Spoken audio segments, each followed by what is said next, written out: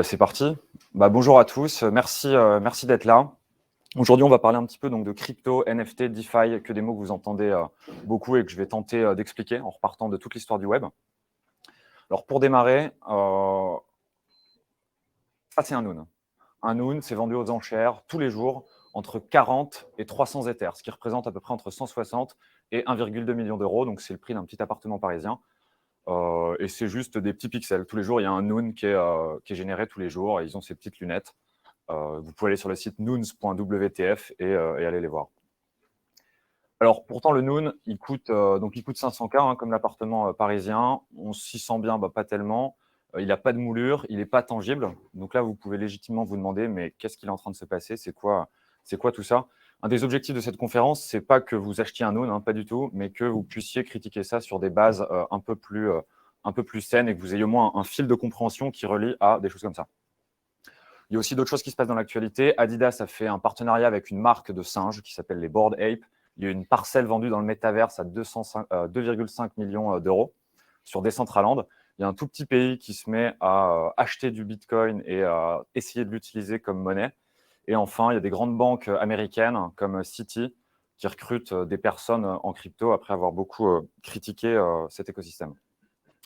Donc, je m'appelle Jason de la BI. Moi, je travaille à Théodo et je gère la BU No Code. Alors, Théodo, notre métier, c'est de construire des applications digitales, des web apps pour nos clients sur mesure. Et moi, je gère toute la partie où on construit ces softwares, ces applications sans coder. Donc, avec des outils No Code, j'en ai mis quelques-uns ici. Donc, Stacker, Bubble. J'ai vu qu'il y avait pas mal de gens de la communauté No Code, donc que je salue et qui vont reconnaître un petit peu tout ça. Moi, je suis passionné par cet écosystème, donc j'essaye de tester un maximum de choses donc dans le Web3, dans les cryptos. Je suis particulièrement intéressé par les applications. Au-delà de la simple spéculation et des investissements, j'essaye de comprendre et d'aller voir. Et donc, c'est un petit peu le condensé de ce que j'ai appris, testé tout seul dans les 6 derniers mois que je vais vous dire ici. Donc, je pense que les explications, ça adoucit les mœurs. J'ai mis quelques chaînes YouTube que j'adore ici, qui sont de la vulgarisation sur des sujets scientifiques, techniques, etc. Et donc, c'est ce que j'ai essayé un petit peu de reproduire avec cette présentation. Et enfin, j'ai spoilé le truc. Si j'étais américain, c'est le moment où je dirais « And I'm so grateful to be here with you guys », mais je suis un simple Dijonnais, ce qui est aussi très bien. Et donc, si vous voulez suivre ma vraie personnalité, l'original, ce sera plutôt sur Twitter. Si vous voulez la version un petit peu plus édulcorée, un peu plus sympa, c'est plutôt sur LinkedIn avec un peu plus limité, quoi. Alors, comment est structurée cette conférence? On va d'abord partir sur l'histoire du web entre 91 et 2005, on va appeler le web 1, puis le web 2, le web que vous connaissez, celui que vous surfez tous les jours, celui qui vous fait probablement manger, celui pour lequel vous travaillez. Et donc, on va le définir ensemble. Ensuite, on va parler d'une bombe qui a complètement bouleversé cet écosystème en 2008. Là, je vois ce à quoi vous pensez. Alors, ce n'est pas l'album de Sébastien Tellier, Sexuality, même si c'est une aussi de bombe de 2008. Je parle bien entendu de Bitcoin et de la publication du white paper par un anonyme en 2008. Et Bitcoin, en fait, ça a fait tomber toute une série de dominos qui n'ont fait pas beaucoup de bruit pendant toute la décennie, et aujourd'hui qui commence à faire un peu plus de bruit, qui revient dans les médias, dans l'actualité, et on va essayer de voir ensemble la succession de ces dominos.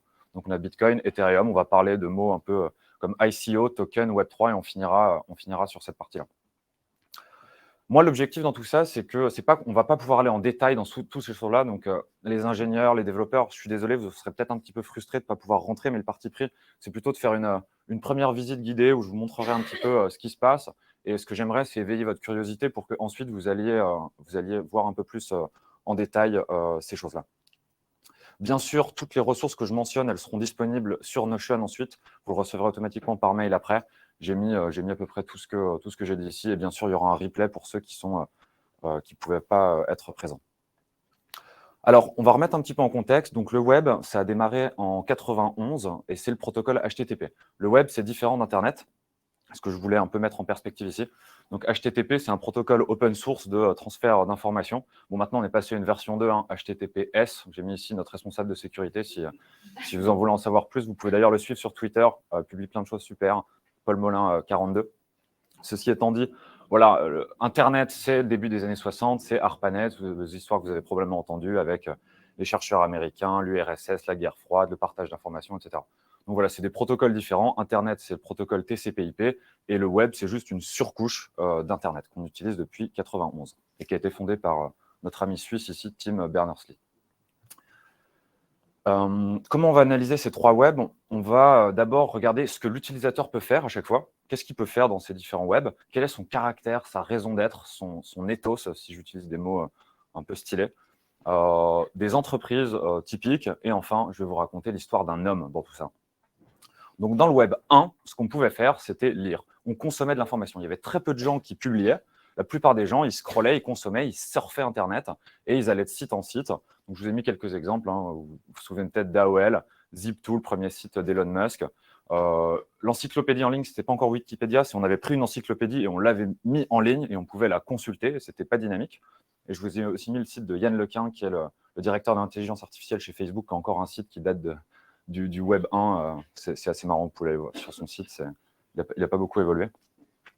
Et donc, sa raison d'être, c'était de la décentralisation. Il est basé sur des protocoles open source, c'est-à-dire que n'importe qui peut participer avec un simple ordinateur.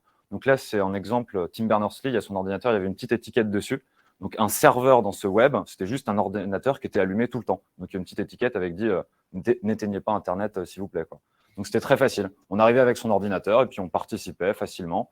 Et tous les gens qui publiaient de l'information, c'était leur propre serveur à eux, avec leurs propres données, et ils montaient leur site Internet.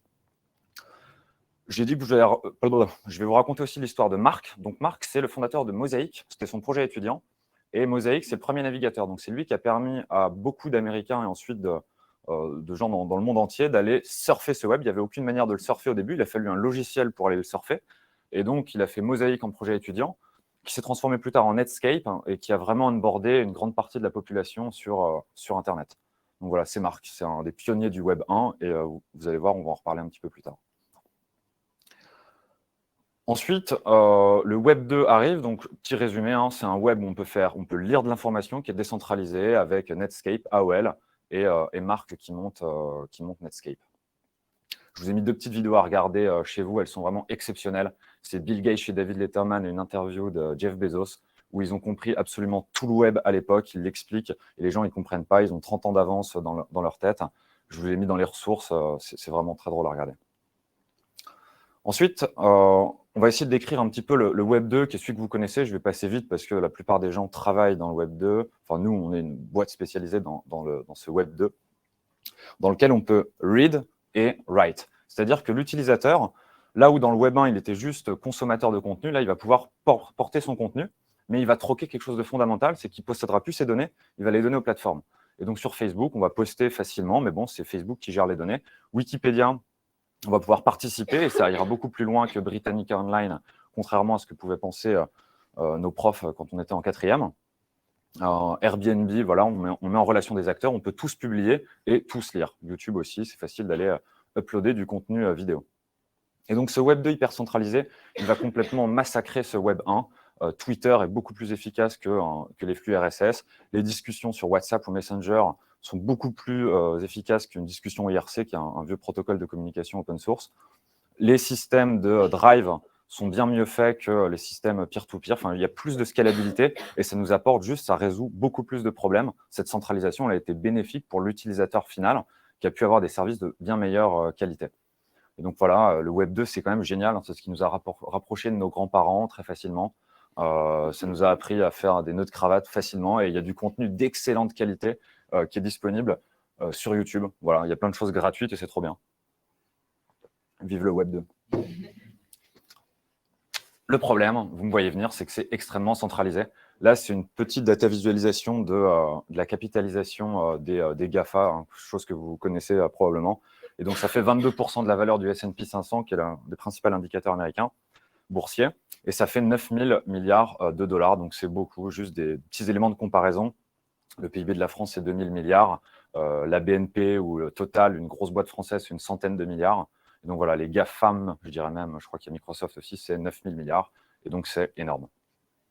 Une loi qui illustre un peu le succès des boîtes dans le Web 2, c'est la loi de Metcalfe, qui nous dit que la valorisation d'un réseau de télécommunications à la base, mais d'un réseau au sens plus général du terme, c'est égal au carré du nombre de ses utilisateurs.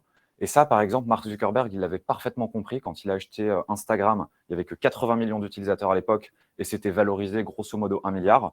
Aujourd'hui, il a fait x10 sur son nombre d'utilisateurs, mais il a fait x100 sur la valorisation. Voilà, ça, c'est la loi de Metcalfe. La plupart des médias traditionnels, la plupart des observateurs de l'époque ne comprenaient pas. cette dynamique, et lui, il l'avait bien compris avec Facebook. Et donc, toute la logique de ce Web 2, ça c'est un article de Chris Dixon, c'est qu'il va commencer par attirer les utilisateurs très facilement en donnant beaucoup de services de qualité pour au final extraire ensuite leurs données. Donc la bonne métaphore, c'est celui du mouton. Mark Zuckerberg, c'est un peu ce chien de berger qui nous a tous mis dans le même enclos. Et puis une fois qu'on était tous bien fermés, ben, hop, tous tondus les uns après les autres. On s'est fait tous tondre nos données. Un autre exemple qui est pas mal, c'est celui de Twitter et leur relation avec les third parties. Twitter, au début, ils avaient une API publique ouverte et c'était très facile de construire par-dessus Twitter. Et donc, la première application Twitter qui a été disponible sur l'App Store, ce n'est pas eux qui l'ont développée, c'est des développeurs third party et ils ont fait plein d'innovations. C'est eux qui ont inventé le pull to refresh. Donc, je fais ça sur mon feed et ça refresh, le mute, la première app. Et une fois qu'ils se sont dit « Ah, c'est génial », et hop, ils ont tout fermé, ils ont repris toutes les innovations pour eux et ils ont sorti toutes les third parties. Donc, ils sont passés d'une logique de coopération à une logique de compétition avec leur third party. Et voilà, il y a 1000 autres problèmes. J'en ai juste donné des exemples ici. Vous lisez la presse tous les jours, la centralisation avec les GAFA, le pouvoir qu'ils prennent. Et notre ami Marc, dans tout ça, lui, il a monté un fonds d'investissement qui s'appelle Andreessen Horowitz, qui a 18 milliards d'actifs sous gestion. Donc, c'est énorme pour un fonds d'investissement VC. Et il va investir dans toutes ces boîtes Web 2. J'en ai mis juste 5 dans les plus iconiques, mais il y en a vraiment des centaines et des centaines. Il se peut que votre logiciel SaaS B2B préféré, si vous avez un logiciel SaaS B2B préféré, moi j'en ai plusieurs, ce soit son fonds qui soit derrière. Petite pause, donc on va les recomparer. Le Web 2 a ajouté le fait de pouvoir write par-dessus le simple read du Web 1. Ça nous a coûté à nous les utilisateurs une centralisation de nos données. Il y a des boîtes qui ont fait énormément d'argent et qui commencent à concentrer beaucoup l'économie dans ces conditions. Et donc, il y a deux possibilités pour le web. Soit on va vers de la régulation, et ça prend du temps, et c'est long, et c'est extrêmement difficile. Il y a plein d'exemples avec l'Union européenne, avec plein de monde, c'est très difficile. Moi, le chemin que je vais vous montrer ici, où je vais essayer d'expliquer, c'est celui de la décentralisation qui est en train de se passer. Donc, qu'est-ce que ça veut dire décentraliser ? Quand une base de données de la donnée est centralisée, je vais prendre un exemple de PayPal, il y a une base qui concentre la somme de toutes les transactions qu'il y a eu avec le réseau PayPal. Et nous, les utilisateurs, on a les petits points gris un petit peu tout autour. Et donc, pour pouvoir utiliser ça, on ne s'en rend pas compte, mais en fait, on leur donne notre confiance. On va faire confiance à PayPal pour mettre à jour. J'envoie 100, ils vont débiter 100 de mon compte. Je reçois 100, ils vont ajouter 100. Donc, je dois donner ma confiance. Et donc, dans ce contexte, décentraliser, ça veut d'abord dire dupliquer la donnée. C'est-à-dire que Clément, il veut sa copie de la base de données, pas que PayPal. Marc, il veut sa copie de la base de données. Sébastien, il veut aussi une copie de sa base de données à côté de son studio. Et Paul, lui, il veut vraiment sa copie parce qu'il ne fait pas confiance en tant que responsable sécurité. Et bref, il y a des copies de la base de données partout. Déjà, on sait ça. Alors, c'est bien beau de faire des copies partout, mais en fait, on va perdre énormément de choses. Et ça va être très difficile d'avoir le même niveau de service sans la confiance, parce que la donnée, elle est juste dupliquée. Puis on peut se dire, à quoi ça sert d'avoir 12 000 fois la donnée qui existe un peu partout. Donc, on aimerait que n'importe qui ait une copie de la base pour participer, c'est-à-dire qu'il ne faut pas qu'il y ait de prérequis, n'importe qui peut arriver dans le réseau, ça serait une bonne décentralisation. On pourrait vérifier soi-même que les données sont justes, on n'a pas besoin de faire confiance aux autres pour s'assurer que la donnée elle est bonne. On a besoin d'un consensus à un instant T, parce que sinon, en fait, si les bases elles ne sont pas à jour ensemble, c'est inutilisable. Et enfin, il faut que ce soit résistant à des individus malicieux qui essaieraient de mettre de la fausse donnée, donc dans le cas de transactions, qui essaieraient avec 100 € sur son compte, de les dépenser 2 fois, par exemple, faire une double spend. Et ça, ce problème-là, le fait de décentraliser de la donnée, historiquement, c'est impossible. Personne n'y arrive. C'est juste trop dur. Et on peut généraliser ça. Enfin, ce problème est tellement difficile à faire en informatique qu'il a carrément un nom. Un peu comme la quadrature du cercle en maths. Voilà, là, c'est le problème des généraux byzantins. Ça a été théorisé. Et en fait, c'est ce problème qu'a réussi à résoudre Satoshi Nakamoto en publiant le white paper Bitcoin. Donc, un jour, il y a un anonyme, en 2008, qui s'appelle Satoshi. On ne connaît pas son vrai prénom, enfin son vrai nom, qui publie sur une mailing list de cryptographes et de cypherpunk un petit mail en disant voilà, j'ai travaillé sur un système de cache peer-to-peer et il explique qu'il a résolu le problème des généraux byzantins. Donc, il est possible d'avoir confiance dans de la donnée complètement décentralisée. Donc ça, je vous ai mis l'abstract du paper. Ça fait 10 pages. Et donc, ce qu'il dit, c'est que, en fait, il y a deux procédés cryptographiques qui s'appellent la signature digitale et la preuve de travail, qui vont lui permettre de résoudre ce problème. Sans entrer dans les détails, en fait, il va utiliser plein d'innovations cryptographiques qu'il y a eu sur les 30 dernières années et il va réussir à en faire Bitcoin. C'est un peu comme si c'est un petit peu comme si j'ai oublié. J'avais une métaphore avec le couscous, mais j'ai oublié les ingrédients. Je suis désolé. C'est tomate, machin, il invente le couscous. C'est pas grave. Voilà. Donc, en gros, lui, il a fait que réunir l'ensemble de ces innovations pour en faire Bitcoin. Et donc, si on reprend nos critères de tout à l'heure sur la décentralisation, en fait, Bitcoin, alors non, il n'y a pas le même niveau de service sans la confiance, parce qu'aujourd'hui, il n'y a que quelques transactions par seconde. Ce n'est pas comme PayPal où on peut faire énormément de transactions par seconde. En plus de ça, il y a un cours, il y a une volatilité qui est énorme, donc ça ne peut pas être utilisé en tant que monnaie. Donc, c'est plutôt utilisé a priori comme un refuge de valeur aujourd'hui. Donc, n'importe qui peut effectivement avoir une copie de la base. Moi, je peux prendre une copie de la base et faire tourner une copie de la base sur mon ordinateur. Je peux vérifier moi-même. Il y a un consensus sur l'état de la donnée. Et donc ça, c'est le mécanisme de proof of work. Et c'est ce mécanisme qui va faire que Bitcoin consomme énormément d'énergie et qui est complètement, bien sûr, critiquable. Et ensuite, la signature digitale que je mentionnais tout à l'heure dans les innovations, c'est ce qui va nous permettre, à nous, utilisateurs, on est maintenant des wallets, c'est le wallet qu'on utilise pour accéder à ce réseau, de s'authentifier et d'être sûr que personne ne peut utiliser nos fonds dans ce système décentralisé. Et enfin, c'est résistant à un individu malicieux. Donc voilà ce qu'ils ont réussi à faire. Alors, il y a quelques petits paramètres en plus. Il n'y en a que 21 millions, donc c'est un système qui n'est pas inflationniste. Il ne pourra pas aller au-delà de 21 millions. Et les mineurs, donc c'est les gens qui ont des nœuds, Clément, Marc, Sébastien et Paul, en fait, les mineurs, ils vont être récompensés en Bitcoin et c'est la seule façon dont la monnaie va être émise pour maintenir et sécuriser ce réseau. Et ça fonctionne. Ça fonctionne dans le sens où ce protocole, il est en uptime à 99,98% du temps. Donc, ça marche vraiment bien. Il y a eu 2 downtime dans les 10 dernières années, qui sont juste en bas, qui ont duré 8 heures et 6 heures. Donc, c'est plutôt un succès. Et c'est un des réseaux les plus attaqués au monde. Bien sûr, il y a tellement d'argent dessus maintenant que tout le monde aimerait le hacker et prendre l'argent. Aujourd'hui, ce n'est pas encore arrivé. Donc, pour vous donner un ordre de grandeur, ça représente à peu près 1000 milliards de dollars, donc ce qui correspond à 13 BNP à peu près aujourd'hui, la taille de tout ce réseau. Si vous voulez aller plus loin, j'ai mis 2 vidéos qui sont géniales. Moi, c'est celles qui m'ont permis de comprendre ce que c'était que la Proof of Work. Je ne suis pas développeur, mais j'ai pu rentrer dedans. C'est hyper bien, c'est hyper visuel. Je vous les mets dans les ressources et je vous incite vraiment à les regarder parce que ça peut procurer ce haha moment où on se dit « Ah ouais, ok, je vois enfin ce que c'est ». Et là, c'est un petit documentaire dispo sur YouTube qui s'appelle The Rise and Rise of Bitcoin, où on suit l'évolution d'un jeune bitcoiner qui installe ces trucs de minage dans son salon, et ça permet de capter un petit peu l'esprit et la vibe qui peut régner à cette époque autour de Bitcoin. J'ai mis aussi des ressources qui seront complètement pour et des ressources qui critiquent vraiment très violemment pour que vous puissiez vous faire votre propre opinion. Et donc, on en est là. En 2008, il y a Bitcoin qui démarre et ça va commencer à faire tomber plusieurs dominos dont on ne va pas entendre parler pendant les 10 dernières années Web 2 et dont on en entend de nouveau parler aujourd'hui avec l'émergence du Web 3. Et donc, Bitcoin, j'ai introduit les concepts après, mais c'est une blockchain, c'est ça, c'est une donnée qui est sur ce type de réseau, qui est décentralisée, qui résiste à la censure, il n'y a personne qui peut la modifier. Elle est sans permission, donc n'importe qui peut participer au réseau avec un wallet. Elle est immuable, c'est-à-dire qu'une fois qu'elle est dans la base, on ne peut plus l'enlever. Et enfin, elle est vérifiable. Et donc sur Bitcoin, en fait, maintenant, ce qu'on a vu là, c'est qu'on a une base de données centralisée, on est hyper content, mais qu'est-ce qu'on va stocker dessus ? Bitcoin, c'est que des transactions. Voilà, c'est qu'un système pour stocker des transactions.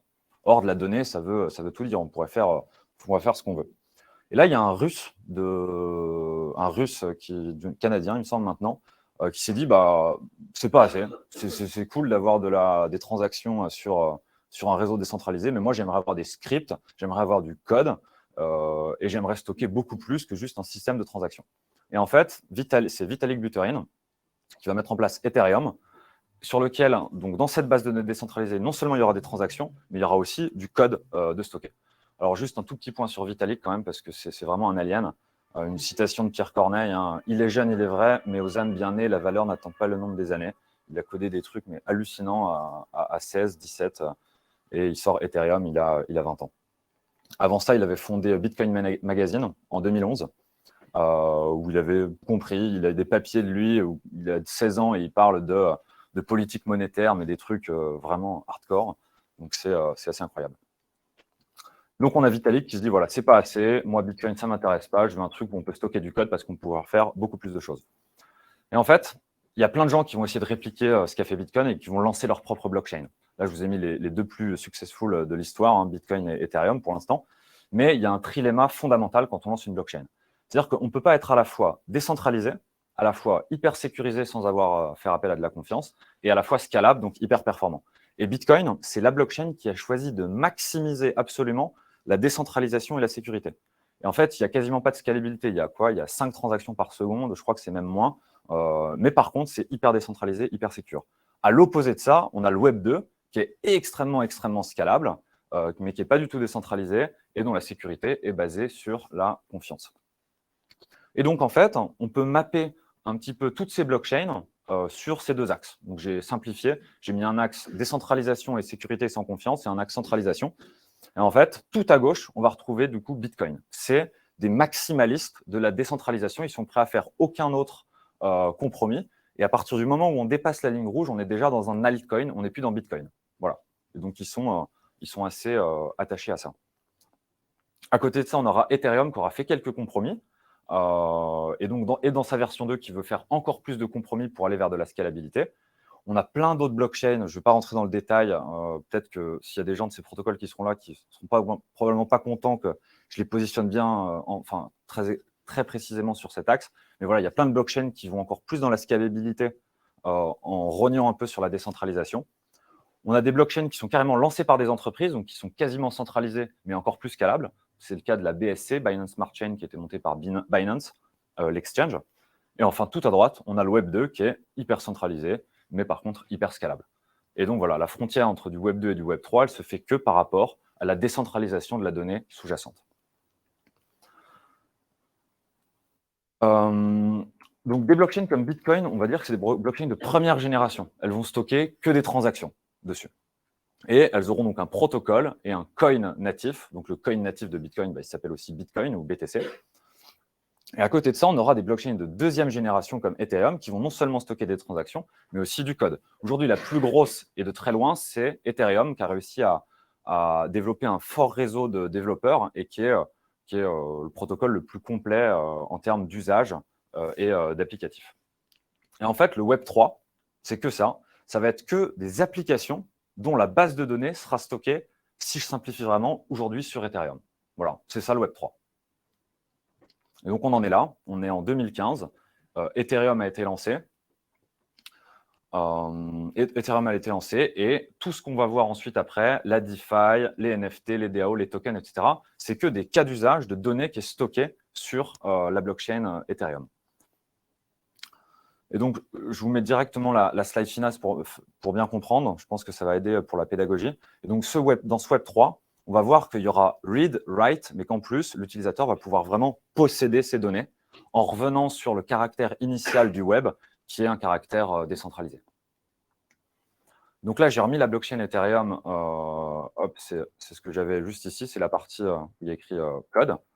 Et donc, dans cette blockchain, en fait, ce qu'on va faire, donc juste un petit point technique, un bout de code qu'on va mettre sur la blockchain Ethereum s'appelle un smart contract. Donc, ce qu'on va commencer à pouvoir faire, par exemple, c'est se dire, tiens, j'aimerais coder un système de compte commun. Bon, bah, OK, il y a une boîte qui l'a fait, qui s'appelle Gnosis, elle a déployé un smart contract qui permet d'avoir un compte commun. Et du coup, tous les petits points bleus, c'est nous, c'est les utilisateurs, on peut utiliser ce service. Donc, si moi, je veux créer un compte commun avec Estelle, eh ben, on va créer le compte commun et on pourra enlever l'argent uniquement si les deux sont d'accord. Ensuite, on peut par exemple faire des virements différés. Voilà, il y a un bout de code, c'est quelques lignes de code qui permettent de faire des virements différés. Et une fois qu'un smart contract est déployé qui permet de faire ça, n'importe quel utilisateur peut faire des virements différés. Et attention, là, ça devient un petit peu méta. On va même pouvoir coder des monnaies à l'intérieur de Ethereum. Des nouvelles monnaies et c'est ce qu'on appelle des tokens. Le plus proche pour comprendre ça, c'est comme si c'était des actions. J'ai mis action / monnaie parce que c'est vraiment entre les deux. Et en fait, on va pouvoir émettre comme des actions d'entreprise, je peux déployer un smart contract, par exemple le JSON Coin. Voilà, là, je pourrais commencer à le mettre. Et il y a même des outils no-code qui permettent de faire ça. C'est un petit peu… Et là, je peux déployer le JSON Coin. Je dis, en fait, il y en a 100 000. Il y en a 100 000, je vous les vends. Et en fait, ça correspond à l'equity de la structure que j'ai envie de monter dans le Web3. Et donc, il faut bien comprendre une différence fondamentale entre un token, qui est juste une monnaie virtuelle qui existe sur Ethereum, et un coin, qui est la monnaie native des protocoles. Quand vous avez des amis qui vous disent « Ouais, j'ai investi dans de la crypto en ce moment, dernièrement, etc. » En fait, il faut déjà, le premier truc à comprendre dans ce qu'ils ont acheté, c'est est-ce que c'est un coin ou est-ce que c'est un token? Ce n'est pas la même chose.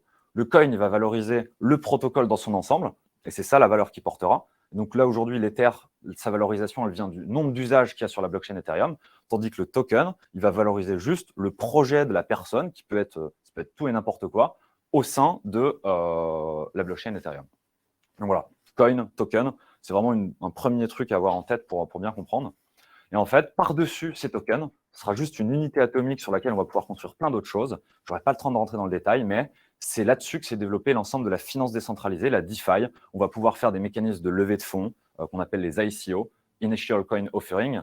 Et si vous suiviez un petit peu en 2017, en fait, il y a eu une espèce de folie en 2017 où tout le monde s'est mis à lancer son token et à faire des ICO parce que c'était très facile sur Ethereum de le faire. Il suffisait, alors qu'avant, il aurait fallu lancer toute une blockchain avec tout un protocole et des white papers dans tous les sens, alors qu'une fois qu'Ethereum était assez stable, hop, je lance mon token. Là, si je veux le lancer dans 3 heures, j'ai un token en prod qui fonctionne bien. Et donc, il y aura des mécanismes de prêt, d'enchères et toute une finance qui se développe par-dessus ce principe de token. Sur la même idée, il y a des gens qui ont publié des smart contracts qui s'apparentent à des certificats de propriété. Et c'est ce qu'on appelle du coup les NFT. Alors, juste un petit point de définition. Un token, c'est fongible. C'est-à-dire que un euro, par exemple, c'est fongible. J'ai 2 euros dans ma poche, tu as 2 euros, on peut échanger nos euros, on s'en fiche, c'est les mêmes euros. J'ai $1, tu as $1, on les échange, il n'y a pas de problème. J'ai une action BNP, tu en as une, bon, on peut se les échanger, il n'y a pas de problème, c'est fongible. Un NFT, c'est tout le reste. C'est toutes les possessions digitales, par exemple une carte Panini, ça appartient à la catégorie des cartes Panini, mais par contre, au sein de cette collection, il y aura des éléments qui seront différents. Si j'ai la carte Zidane et que tu as la carte Franck Leboeuf, ce n'est pas la même valeur, quoi. Un nom de domaine, c'est aussi un NFT, parce qu'en fait, j'achète par exemple jason.com, theodo.fr, on appartient au domaine des noms de domaine, mais c'est des éléments différents au sein de cette unité. Et c'est ça que ça veut dire, c'est juste un token qui n'est pas fongible. Voilà, c'est un NFT. Je pense que ça a été une erreur marketing de l'appeler comme ça, parce que c'est hyper confusing, mais voilà ce que c'est. Et donc, sur ce basique, donc, il y a des smart contracts. J'essaie de remettre un petit peu en perspective. Donc, on est capable de publier des systèmes qui font des certificats de propriété sur des bases de données qui sont répliquées et maintenues par des mineurs qui sont rémunérés avec un coin qui est l'Ether. Voilà à peu près où on en est. Et sur cette unité de base, qui est le NFT, on va pouvoir développer de l'identité virtuelle. On va aussi pouvoir faire des levées de fonds. On va pouvoir faire du gaming, des noms de domaine, des diplômes. Et là, je pense que j'ai fait assez un petit peu de théorie et que vous avez probablement besoin d'exemples très concrets de ce qu'on peut faire avec tout ça. Avant ça, une petite définition du Web3. Le Web3, c'est Internet possédé par les builders et les users, orchestré par ces tokens. C'est vraiment ces 2 unités, en tout cas pour l'instant. Peut-être qu'il y aura d'autres nouveaux pièces fondamentales du Web3. Pour l'instant, c'est ces 2-là. Et l'ensemble des business sont basés sur ces 2 principes. Grande partie des business. Donc là, je vous ai donné une petite série d'exemples pour bien comprendre la différence entre ce qui se passe dans le Web 2 et le Web 3. Le premier, c'est plutôt un avertissement. Donc, je suis un investisseur. Dans le Web 2, j'ai des lois qui me protègent, j'ai des banques qui me protègent. Les interfaces sont simples, c'est facile, on peut faire à peu près ce qu'on veut. Dans le Web 3, c'est le Far West complet. Il y a 10% des projets qui sont des innovations. Mais dès qu'il y a un projet qui innove un petit peu, il va vite être copié-collé très, très rapidement par énormément de projets qui sont juste des arnaques. Et c'est pour ça que c'est le Far West, ça tire à balles réelles. Et donc, le coût d'entrée, même pour un utilisateur, il est vraiment, vraiment élevé. Il faut aller acheter des cryptos sur un exchange, se les envoyer sur un wallet, comprendre comment ça marche, vérifier que je ne suis pas sur un site arnaque, etc. Enfin, il faut vraiment se lever tôt pour réussir à aller au bout d'un processus dans le Web 3 aujourd'hui, un petit peu comme c'était le cas en 95 avec le web classique. Donc là, je suis un internaute. Je veux juste utiliser des services en ligne, des applications, des web apps. Dans le Web 2, je vais devoir me créer un compte sur chacune de ces applications. J'ai un compte sur Slack, un compte sur Notion, un compte sur Gmail, un compte sur truc. Alors certes, il y a le SSO Google, mais ça reste des comptes complètement différents. Et la donnée, surtout, ne m'appartient pas, avec une belle faute, appartient. La donnée ne m'appartient pas. Ça leur appartient, c'est ce qu'on a vu tout à l'heure. Et dans le Web 3, je vais avoir juste un wallet. Et donc, pour tous les cas d'application qu'on a vu tout à l'heure sur Ethereum, juste avec mon wallet MetaMask, je vais pouvoir me connecter d'un seul coup à tout. Et je vais me balader comme ça d'app en app avec mon petit sac de NFT et de tokens, et je vais pouvoir me promener partout et aller les utiliser un peu partout. Donc, si j'ai gagné, par exemple, des crédits quelque part sur une application, imaginons que je suis sur Reddit. Je suis tellement sympa que j'aide tout le monde. Et ça fait 10 ans que j'aide tout le monde. Et du coup, j'ai des rewards. Je ne sais plus comment ça s'appelle sur Reddit. Ça s'appelle des karmas. Ça s'appelle des karmas. Donc, j'ai accumulé un stock de 12 000 karmas. En fait, dans le Web 2, je peux l'utiliser que sur Reddit. Il n'y a rien, personne d'autre dans le monde va valoriser le fait que j'ai eu des karmas. En fait, dans le Web 3, il y a une portabilité native où, en fait, les karmas que j'ai accumulés sur une application, je vais pouvoir les réutiliser pour, par exemple, postuler dans une boîte. Et la boîte va voir que j'ai déjà 12 000 karmas sur les sujets de cybersécurité. Bon, en fait, on ne se pose pas de questions. Le mec, on le prend tout de suite, quoi. Enfin, il est extrêmement bon. Voilà. Ensuite, imaginons que je suis un candidat pour un job. Donc, j'ai déjà un petit peu expliqué ça. Dans le Web 2, je vais passer des entretiens, je dois faire mon CV. Dans le Web 3, en fait, mon historique d'interaction avec la blockchain, elle va parler pour moi. Il suffira juste de donner une adresse de son wallet. Et en fait, mes tokens, mes NFT, ils sont visibles par tout le monde et c'est la preuve formelle de ce que j'ai réalisé. Donc, il y aura forcément des NFT et des tokens tout pourris, mais il y en a qui vont apporter de la valeur et qui vont créer de la confiance sur laquelle des recruteurs vont pouvoir capitaliser. Je suis un investisseur. Donc, j'ai des lois qui me protègent, les banques, alors ça, je l'ai déjà dit. Je veux acheter un nom si je veux acheter un nom de domaine, dans le Web 2, on ne s'en rend pas compte, mais en fait, on va faire confiance à un organisme américain centralisé qui s'appelle l'ICANN, et même si on n'est pas américain, c'est eux qui maintiennent la base et qui font en sorte que quand j'achète jason.com ou todo.fr, il y aura toujours le bon pointage vers la bonne adresse IP. Dans le Web 3, il y a un protocole qui s'appelle Ethereum Name Service et qui essaye de reconstituer complètement ça, donc ce système de nom de domaine, sous forme de NFT. Et je vais pouvoir acheter, alors c'est les points ETH. Je suis un auteur et je gagne ma vie en créant du contenu. Dans le Web 2, je vais publier mes articles sur Medium, du contenu qui ne m'appartient pas, que Medium peut supprimer, que peut facilement enlever. Hop, version Web 3, elle s'appelle Mirror, et je peux publier mes articles. Le contenu m'appartient et personne ne peut l'enlever, je le contrôle à 100%. Et même si Mirror tombe, en fait, leur smart contract il sera toujours accessible sur la blockchain et quelqu'un pourra construire un nouveau front par-dessus pour aller voir mes articles. Je suis une entreprise et je veux lever des fonds pour un projet. Donc, dans le Web 2, je vais voir une banque, j'ai des obligations légales, juridiques et je suis protégé. Dans le Web 3, c'est l'exemple que j'ai pris tout à l'heure. Moi, j'ai juste à émettre 100 000 JSON Coin. Je les vends chacun 10 $ en équivalent Ether et je me fais 1 million d'euros si jamais j'ai réussi à convaincre tout le monde sur mon site internet que j'avais un projet qui était génial. Si je veux apprendre à coder, dans le Web 2, je vais prendre des cours, je vais aller à l'école, je vais utiliser des frameworks open source, je vais lire Stack Overflow. Dans le Web 3, en fait, tous les meilleurs codes des meilleures applications qui sont en ligne, elles sont complètement transparentes. Et donc, c'est un niveau d'au-dessus par rapport à l'open source. Les meilleures apps, enfin, le code des meilleures applications sont facilement disponibles. Et en plus de ça, facilement réplicables. Et donc, quand il y a une app qui a vraiment craqué un gros sujet, elle va tout de suite se faire copier-coller par des apps qui vont tenter d'améliorer de manière incrémentale. Et ce qui fait qu'il y a une innovation qui est encore plus folle que dans le web classique. Parce que tout est directement à disposition et on va pouvoir construire par-dessus. Il me semble que c'est le dernier exemple. Et imaginons que je suis chef d'entreprise, je veux donner de l'equity, donc des actions à mes salariés. Donc, je contacte un juriste, je mets en place un système de BSPCE. J'ai des lourdeurs administratives dans le Web 2, c'est long par défaut parce que aussi c'est fait pour protéger les investisseurs finaux. Dans le Web 3, je vais lancer une DAO. DAO, ça veut juste dire groupement de personnes dans le Web 3, c'est Decentralized Autonomous Organization. Je transfère mes tokens à mes contributeurs nativement avec mon wallet. Je me demande les adresses des wallets et je leur transfère.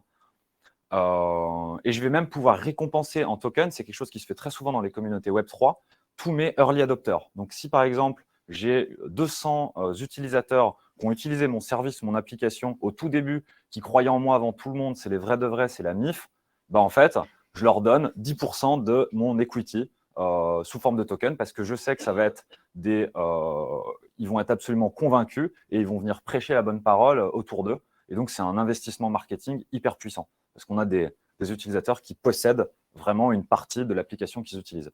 Si je fais un parallèle dans le no-code avec Notion, Notion, c'est vraiment une app qui a une communauté de passionnés. Quand on se met à être passionné Notion, on est un peu bizarre, on est quelques-uns un peu bizarres comme ça ici à Théodo, mais on devient passionné. Et en fait, moi, si je pouvais posséder un petit bout de Notion, je serais encore plus content parce que je passe mon temps à évangéliser des clients, évangéliser des amis sur l'utilisation de Notion. Et ça, c'est très fort pour aller mobiliser une communauté avec de l'ownership. Dans le Web 2, mobiliser une communauté, on va faire quoi? Une campagne de crowdfunding et on va pouvoir leur donner un petit truc sympa à la fin, mais c'est tout. Tandis que là, on se sent vraiment participer et c'est assez fort. Et enfin, il reste 2 slides. Donc, imaginons que je suis un artiste, j'ai envie de vivre de ma passion. Donc, en Web 2, j'ai du mal à vivre de mon talent. Je sais, ce n'est pas pour tout le monde. Je fais exprès un peu d'abuser, de forcer le trait pour pouvoir mieux expliquer. J'ai besoin d'une galerie comme intermédiaire. En Web 3, je vais adosser mon art à des NFT.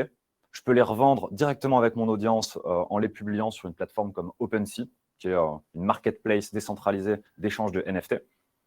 Et enfin, je peux toucher une commission. Je peux mettre dans le smart contract de mon NFT que dès qu'il va être transféré, je vais prendre une commission de 2%. Et donc là où les articles aujourd'hui, ils vont vendre leur première version, les Van Gogh, etc., qui ont vendu ça pour rien, alors qu'aujourd'hui, il y a énormément d'argent qui est fait dessus à la revente, là, l'artiste, il va pouvoir profiter de la chaîne de valeur dans l'art ou dans la musique ou dans plein de choses sur toute la vie de son œuvre digitale. Et enfin, on va finir par un petit mème pour comprendre. Si Gollum du Seigneur des Anneaux, c'est la créature qui est très fan d'un anneau, vivait dans le monde des NFT aujourd'hui, on lui dirait non, en fait, Gollum, tu ne possèdes pas cet anneau, tu ne possèdes pas. Par contre, il existe, et je trouve que ça explique très bien le principe du NFT de la blockchain, tu ne le possèdes pas physiquement, mais par contre, il y a ton nom qui est listé dans une base de données décentralisée qui dit que c'est toi qui es propriétaire de ce truc-là. Voilà. Et là, du coup, il a un petit peu de mal à comprendre Gollum, mais c'est aussi compréhensible. Et notre ami Marc, dans tout ça, il a un petit peu vieilli et il a décidé de mettre une grosse partie de son fonds d'investissement dans des investissements crypto parce qu'il y croit à fond. Et donc, on arrive sur notre slide finale qui récapitule tout. On pouvait lire, ensuite on pouvait lire et écrire, et ensuite on peut désormais posséder nativement sur le web. Il est revenu à un caractère décentralisé, décentralisation, centralisation, décentralisation, et il y a plein d'entreprises qui sont en train d'émerger autour de ça. Et Marc, lui, il a profité des 3 versions, il s'est régalé, quoi. Voilà, donc je vous ai menti, je ne vous ai pas parlé des Noon comme j'avais prévu en début, mais malheureusement, je n'avais pas le temps de rentrer trop dans le détail, mais il y aura d'autres webinaires en janvier où on parlera, on essaiera d'expliquer, d'aller vraiment interagir avec des petits lives, pas aussi formels que celui-ci, mais des petits tests d'application. Je pense 2 qui sont très bien pour commencer, c'est vous allez comprendre les Noon et Ethereum Name Service, qui est le système de naming et de nom de domaine sur le Web3. Voilà, merci beaucoup. Vous pouvez me faire un feedback avec le QR code de gauche s'il est bienveillant, s'il est malveillant, c'est un feedback avec le QR code de droite. Donc voilà, les feedbacks sont appréciés pour que je puisse voir un petit peu ce que je peux améliorer dans ces présentations. Voilà, merci beaucoup et je vais prendre quelques questions.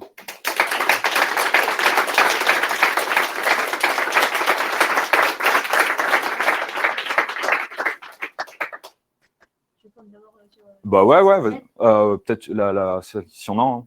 Ouais, il y en a. La première, c'est comment fais-tu pour être aussi stylé? C'est la plus En fait, je prends tout d'un gars qui s'appelle Henri Bergot à Théodo et c'est pas compliqué, copier-coller. Et la deuxième question, c'est les gros acteurs du Web 1 n'ont pas réussi à trouver une place dans le Web 2. Est-ce que ce sera pareil pour le Web 3? J'en sais rien. Alors, il y a une théorie là-dedans qui dit que toutes les boîtes qui sont encore possédées par des founders, par leurs founders d'origine, sont toutes en train de prendre le virage Web 2. Et l'exemple magnifique, c'est Mark Zuckerberg, qui possède encore sa boîte et qui est en train de faire tourner le navire à vitesse folle vers Meta. Donc, Meta qui veut dire métaverse qui est ce monde où on possède des NFT qu'on peut porter d'application en application. Donc, j'en sais rien. Honnêtement, j'espère. Et les boîtes qui ont des fondateurs qui sont plus à même à prendre des risques vont probablement plus réussir à faire ça. Un exemple, quelque chose sur lequel on attend beaucoup Google dans le Web 3, c'est que Google, en fait, ils ont réussi à indexer tout le Web 1, tout le Web. Mais aujourd'hui, il y a des boîtes qui sont hyper avancées dans l'indexation de la donnée qui est sur les blockchains. Et la première, par exemple, c'est Etherscan. Donc, si je veux aller voir ce qui se passe, qui est un peu le Google, un Google de la blockchain, il y en a d'autres. Mais on les attend un petit peu là-dessus, d'aller indexer toute cette donnée pour la rendre facilement accessible. Peut-être Une autre question ici? Tu peux répéter les questions quand tu veux. Ah oui, pardon. La question, c'était est-ce que les acteurs Web 2 vont réussir leur transition Web 3 au même titre que le Web 1 a raté la transition Web 2? Voilà. Ouais, Moi, j'avais une question. C'était hyper intéressant.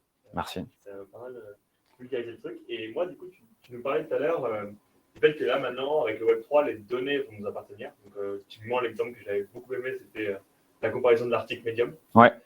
Du coup, il y a une nouvelle plateforme. Et typiquement, la donnée, là, en fait, la donnée de cet article-là, Ouais. elle va être hébergée par le site en question. Mais c'est toi, en fait. Alors, elle est hébergée sur la blockchain, donc maintenue sur des bases de données. Alors, la question, c'est où se situe vraiment la donnée? Quand on dit qu'on possède la donnée, c'est une bonne question. Quand on dit qu'on possède la donnée, c'est pas elle est dans notre clé Ledger ou dans notre portefeuille. En fait, elle est sur la blockchain, la donnée. Par contre, tu es le seul à pouvoir y avoir accès grâce au système de clé publique, clé privée et de signature digitale. C'est juste, il n'y a que toi qui peux la bouger, mais dans les faits, les octets et les bits de cette donnée, ils ne sont pas dans ta poche. Ils sont vraiment répliqués 12 000 fois sur des bases de données décentralisées. Yes? Par exemple, là sur Facebook, il y a le problème de fake news. Ouais. Et on compte sur Facebook justement pour limiter le problème. Sur le Web 3, comme il n'y a que toi qui peux en fait bouger la donnée, comment en fait on pourrait potentiellement apprendre ce problème-là? Je ne sais pas. Très honnêtement. Alors, la question, c'est aujourd'hui, Facebook, ils font de la censure et de la modération, enfin de la modération sur leur plateforme pour pas qu'il y ait de contenu trop choquant.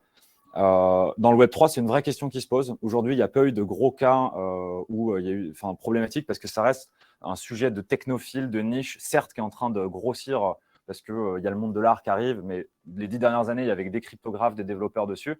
Mais ça va arriver, très probablement. Je pense qu'il y aura des contre-pouvoirs qui vont se créer. Personnellement, je ne sais pas ce qui va se passer. Mais c'est un des gros enjeux et qu'il va falloir surveiller. Ouais. Comment comprendre si un token qui est derrière un projet est légitime ou non, et donc un bon investissement potentiel? Quel usage, market cap, fondateur? C'est la même chose. Alors, je ne suis pas expert du tout en investissement crypto. Il y a Owen Simonin, a.k.a. Asher, qui est un YouTuber français qui fait des super vidéos pour expliquer ça. La qualité des projets, vraiment, il est très bon là-dedans. C'est des choses de bon sens. Est-ce qu'il y a une équipe stable? Est-ce qu'ils ont un projet sur le long terme? Est-ce qu'ils veulent résoudre un vrai problème du vrai monde pour des vrais utilisateurs?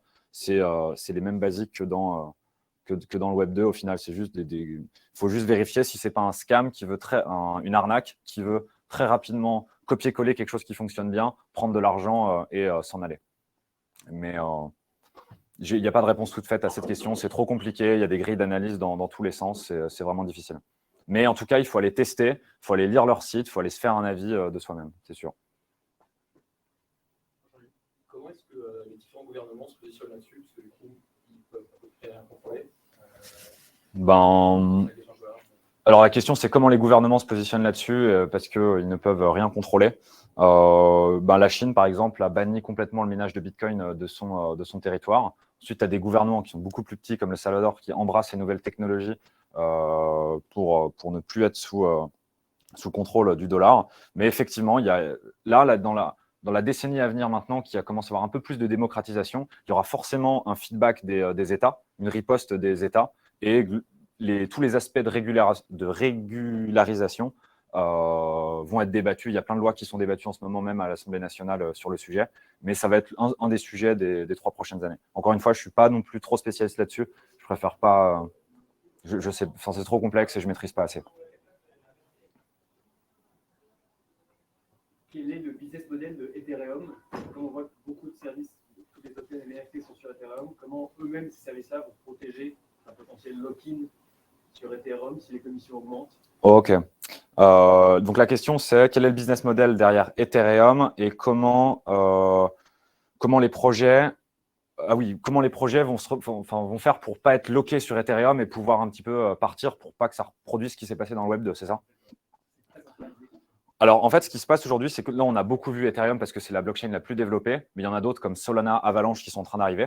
Et en fait, Ethereum, comme ils ont été pionniers dans ces smart contracts, ils ont pu imposer certaines normes, notamment sur le code.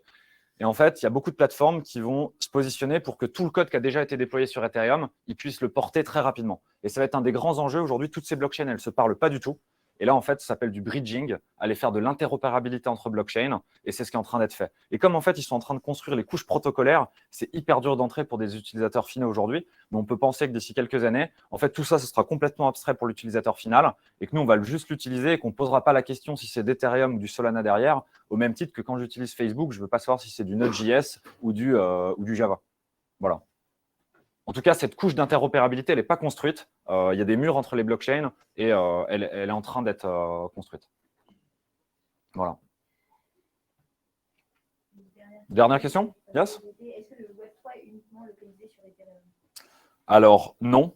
C'est juste qu'il est le plus développé. C'est là où il y a le plus d'outils pour les développeurs. C'est où il y a le plus de use cases. C'est eux qui ont innové le plus.